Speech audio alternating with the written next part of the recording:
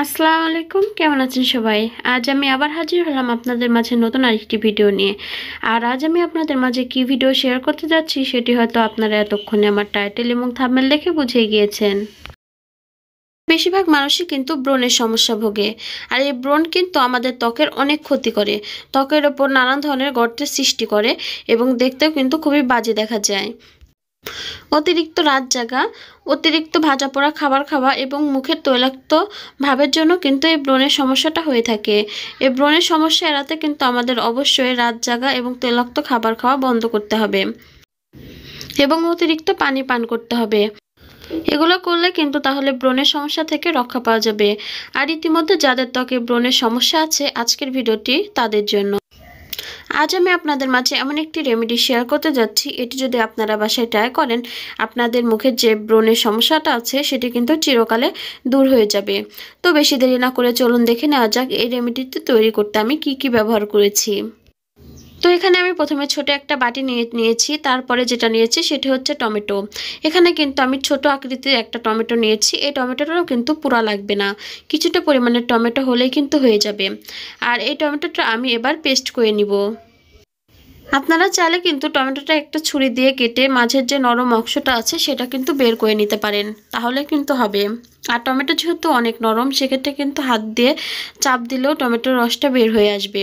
তো দেখুন, এখানে আমি বেশ কিছুটা পরিমাণে টমেটো কিন্তু পেস্ট করে নিয়েছি। এখানে কিন্তু আমি পুরাটা টমেটো ব্যবহার করিনি, অর্ধেকেরও কম পরিমাণে টমেটো আমার এখানে লেগেছে।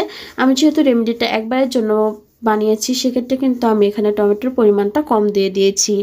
এরপরে আমি এর মধ্যে যেটা দিয়ে দিব সেটা হচ্ছে কিছুটা পরিমাণে হলুদের গুঁড়ো। এখানে আমি গুঁড়ো হলুদটা ব্যবহার করেছি, আপনাদের কাছে যদি কাঁচা হলুদ থাকে সেক্ষেত্রে আপনারা কাঁচা হলুদটা ব্যবহার করতে পারেন। এরপরে আমি দিয়ে দিব হাফ চা চামচের মতো মধু। এখানে কিন্তু অবশ্যই চেষ্টা করবেন সবসময় খাঁটি মধুটা ব্যবহার করার জন্য। তিনটা উপকরণ দেওয়া হয়ে গেলে কিছু সময় আমি একটু নেড়ে উপকরণগুলো একটু মিশিয়ে নিব। দেখুন, এখানে কিন্তু আমি বেশ কিছু সময় উপকরণগুলো নেড়ে খুব ভালোভাবে মিশিয়ে নিয়েছি। সবগুলো উপকরণ কিন্তু খুব ভালোভাবে মিশে গিয়েছে। এরপরে আমি যেটা দিয়ে দেব খুবই অল্প পরিমাণে, অর্থাৎ হাফ চামচের মতো বেসন। বেসনও দেওয়া হয়ে গেলে সবগুলো উপকরণ এবার খুব ভালোভাবে মিশিয়ে নিতে হবে। এমনভাবে মেশাতে হবে যেন বেসন দলা পাকিয়ে না থাকে। যত ভালোভাবে এই রেমেডিটা আপনারা মেশাবেন, এই রেমেডিটি কিন্তু তত ভালোভাবে কাজ করবে। তো এখানে দেখুন, আমার রেমেডিটা কিন্তু একদমই তৈরি হয়ে গিয়েছে। এবার আমি আপনাদেরকে দেখিয়ে দেব এই রেমেডিটা ঠিক কিভাবে ব্যবহার করবেন, কতবার ব্যবহার করবেন এবং কতদিন ধরে ব্যবহার করবেন। তো এই রেমেডিটা ব্যবহার করার আগে প্রথমে যেটা করবেন, সাবান বা ফেস ওয়াশ আপনি যেটা ব্যবহার করেন না কেন সেটি দিয়ে কিন্তু খুব ভালোভাবে মুখটা ধুয়ে নেবেন। এরপরে কিছুটা পরিমাণে রেমেডি হাতে লাগিয়ে মুখে কিন্তু এইভাবে লাগিয়ে নিতে হবে খুব ভালোভাবে। যে অংশটাতে ব্রণ আছে বা ব্রণের পরিমাণটা বেশি, সেই অংশটাতে কিন্তু রেমেডির পরিমাণটা একটু বাড়িয়ে দিবেন। আমি আপনাদেরকে যেভাবে দেখিয়ে দিচ্ছি ঠিক সেইভাবে কিন্তু খুবই আলতোভাবে আপনাদের মুখে এই রেমেডিটা কিন্তু লাগিয়ে দিবেন। এটিকে আপনারা গোসলের আগে বা সকালে ঘুম থেকে ওঠার পরে ব্যবহার করতে পারেন। আপনারা দিনে অন্তত একবার, সপ্তাহে 3 থেকে 4 দিন ব্যবহার করবেন। এটি 3 থেকে 4 দিন ব্যবহার করার পরই কিন্তু আপনারা এটির গুণাগুণটা বুঝতে পারবেন।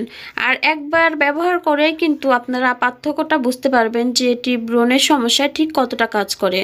তো দেখুন, এই রেমেডিটা লাগিয়ে নেওয়া কিন্তু হয়ে গিয়েছে। এভাবে আমি রেখে দিব 20 মিনিটের মতো। 20 মিনিট পরে যখন আমার রেমেডিটা অনেকটা শুকিয়ে আসবে, নর্মাল পানি দিয়ে কিন্তু মুখটা খুব ভালোভাবে ধুয়ে নিতে হবে। এরপরে নরম সুতি কাপড় বা টিস্যু দিয়ে মুখটা মুছে নেবেন। এভাবে আপনারা সপ্তাহে অন্তত 3 থেকে 4 দিন ব্যবহার করবেন, দিনে একবার করে। তাহলে আপনাদের মুখে ব্রণের যে সমস্যাটা আছে সেটি থেকে মুক্তি পেতে পারবেন খুব সহজে। এই রেমেডিটা কিন্তু 100% কার্যকরী একটা রেমেডি। আপনারা বাসায় ট্রাই করলে কিন্তু এটির আসল গুণাগুণ সম্পর্কে জানতে পারবেন। তো আমার আজকের ভিডিওটা আপনাদের কেমন লেগেছে? আশা করছি সবারই অনেক ভালো লেগেছে। যদি ভিডিওটা ভালো লেগে থাকে তাহলে কিন্তু অবশ্যই সবসময় আমার পাশে থাকবেন। আজকের মতো এই পর্যন্তই। সবাই ভালো থাকবেন, সুস্থ থাকবেন। নিত্য নতুন এরকম অনেক টিপস এবং ক্লিনিং ভিডিও পেতে অবশ্যই আমার চ্যানেলের পাশে থাকবেন। আল্লাহ হাফেজ।